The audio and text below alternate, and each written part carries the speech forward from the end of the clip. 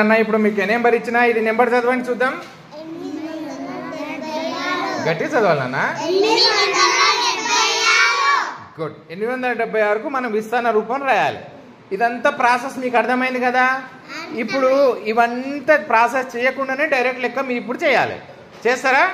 దాని అర్థం ఏంది? 8 ఏ స్థానంలో ఉంది? రాయి. 100ల స్థానంలో 8 రాయి. నెక్స్ట్ 7 ఏ స్థానంలో ఉంది? రాయి. 10ల స్థానంలో రాయి. నెక్స్ట్ 6 ఏ స్థానంలో ఉంది? రాయి. Very good. 8 100ల స్థానంలో ఉంది కాబట్టి 8 స్థాన విలువ ఎంత అవుతుంది? ఎంత? ఓ గుడ్. రైట్. 800 రాయి. నిదానం నిదానం. 0 మంచిగా రాయి. 0 మంచిగా రాయి. గుడ్.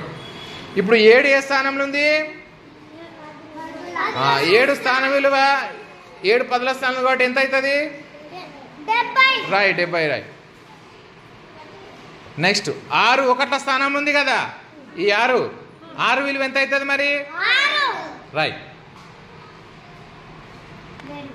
కావాలంటే దీని ద్వారా మీరు క్రాస్ చెక్ చేసుకోండి. 8 విలువ ఎంత? 800. 7 విలువ ఎంత? 70. 6 విలువ ఎంత? 6.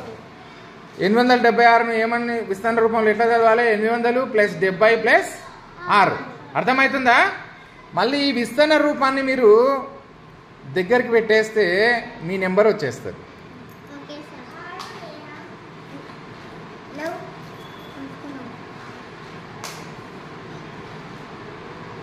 ఓకేనా?